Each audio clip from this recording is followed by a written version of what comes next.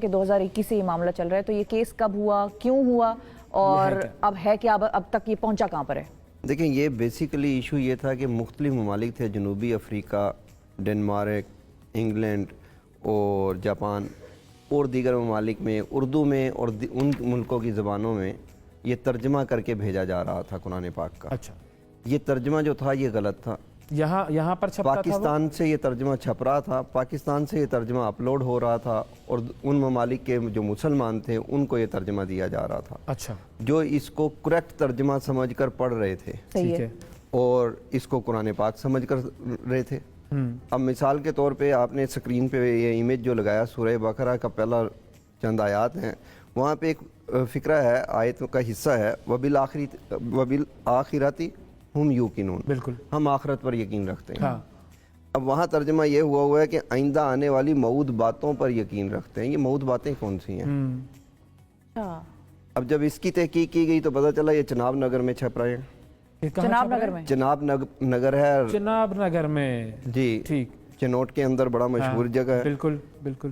وہاں یہ 2013-14 سے، جی احمدیہ کمیونٹی سے ربوہ اس کا دوسرا نام ہے، وہاں پر یہ چھپ رہے تھے۔ وہاں 2013-14 سے یہ رپورٹس آ رہی تھیں، ہم نے درخواستیں دی، وزیر اعظم کو درخواستیں دی، ہیومن رائٹس سیل جو سپریم کورٹ کا ہے وہاں درخواستیں دی، ہر اس جگہ پر درخواستیں دی گئی جہاں پر کوئی اثر شنید اور یہ جو چھپ رہے تھے اس کے بعد یہ باہر کی دنیا میں صرف باہر کی دنیا میں بھی جا رہے تھے، پاکستان میں بھی جا رہے تھے، ہر جگہ جا رہے تھے، یہ پوری دنیا میں پھیل رہے تھے یہ، اور ان کی جو طباعت تھی وہ بقیہ طباعت سے زیادہ سپیڈ سے تھی۔ اچھا، آخر میں سپریم کورٹ اور دیگر وزیر اعظم ہاؤس سے یہ آرڈر گئے، اس پہ ایک کمیٹی بنی، اوقاف کے منسٹر نے اس کو ہولڈ کیا، اس میں یہ چیزیں سامنے لائے، ہم نے وہ سارے نسخے ان کو دیے، لسٹیں دیں کہ یہ ویب سائٹس ہیں، یہ قرآن پاک کے نسخے ہیں، یہ کتب خانے ہیں جہاں سے یہ نکل رہی ہیں، ٹھیک ہے۔ وہاں پر انہوں نے ہماری بات کو تسلیم کیا اور انہوں نے اس پہ ایک کمیٹی بنا دی کہ یہ جا کے ان طباعت خانوں پہ جا کے خود وزٹ کریں گے، ٹھیک ہے۔ انہوں نے یہ چناب نگر کی انتظامیہ سے اجازت لی تو انہوں نے اجازت نہیں دی، یعنی قرآن بورڈ کو ایک علاقے کی انتظامیہ نے اجازت نہیں دی کہ آپ آ کر وزٹ کر سکتے ہیں، اور یہ حکومت کا ادارہ ہے، یہ حکومت کا ادارہ ہے، قرآن بورڈ صوبائی ادارہ ہے، ٹھیک ہے، صحیح ہے۔ اس کے بعد پھر ہمیں یہ ہوا کہ جب انکار ہو گیا تو ہم نے 2018 تک اس کو درخواستوں میں چلتے رہے، آخر میں ہم نے پٹیشنیں ڈالنی شروع کر دی عدالت میں، ٹھیک ہے۔ یہ پٹیشنیں ڈالی گئیں، اس میں جو جسٹس صاحب تھے انہوں نے تمام کمیونٹی کو سنا، احمدیہ کمیونٹی کو بھی سنا، صحیح ہے، اور وہاں احمدیہ کمیونٹی نے یہ کلیم کر دیا کہ یہ بیسیکلی ہمارے پرنٹنگ پریس ہی نہیں ہے، اچھا، ہم چھاپ ہی نہیں رہے یہ ایسا کچھ بھی، ٹھیک ہے۔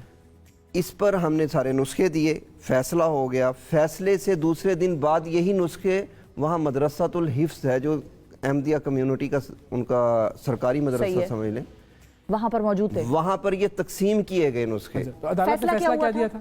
عدالت نے تو فیصلہ دیا یہ جہاں جہاں ہیں ختم کر دیں ان کو، مطلب روکیں، پرنٹنگ کو روکیں، نسخوں کو روکیں، ویب سائٹوں کو روکیں، ٹھیک ہے، چلیں اگر کوئی یہ نہیں مان رہا کہ یہ اس سے میرا تعلق ہے لیکن روکیں تو صحیح ہے، صحیح۔ جب یہ معاملات ہوئے تو وہاں پہ نسخے تقسیم ہوئے، ہم نے پھر وہاں کی انتظامیہ کو بتایا گیا کہ یہ نسخے کل تقسیم ہوں گے یہاں پہ، انتظامیہ نے کہا کہ جی یہ نہیں ہوں گے، لیکن اس کے باوجود یہ نسخے تقسیم ہوئے، ہم نے درخواستیں دی کہ جی اب ایف آئی آر کاٹیں، اب تو جرم ہو گیا، اس کے باوجود کوئی ایف آئی آر درج نہیں ہوتی۔ اچھا، پھر ایک جے آئی ٹی بنتی ہے، اچھا، اس جے آئی ٹی میں ڈی پی او چنوٹ صاحب اس کو ہیڈ کرتے ہیں اور ہر ادارے کا جو ممبر ہے اس کا حصہ ہے، پارٹ ہوتا ہے، اس کے باوجود وہ رپورٹ یہ آتی ہے کہ ہم جھوٹے ہیں وہ سچے ہیں، آپ لوگ درخواست گزار، جی ہم درخواست گزار جھوٹے ہیں۔ یہ رپورٹ کس نے دی؟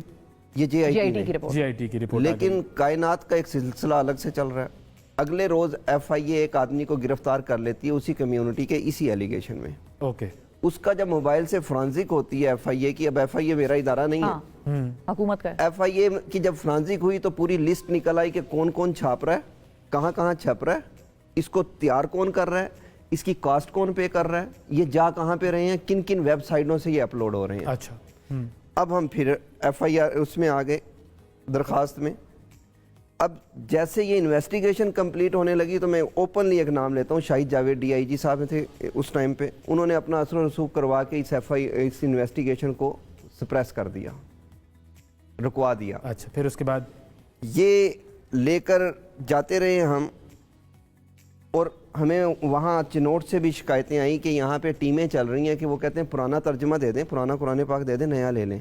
अच्छा, लोगों के घरों में लोगों के घरों में जाके फ्री वो दे रहे थे। सही है। जब जाके चेक किया तो वो फ्री ये वाला था, गलत तर्जमे वाला, गलत आयात वाला।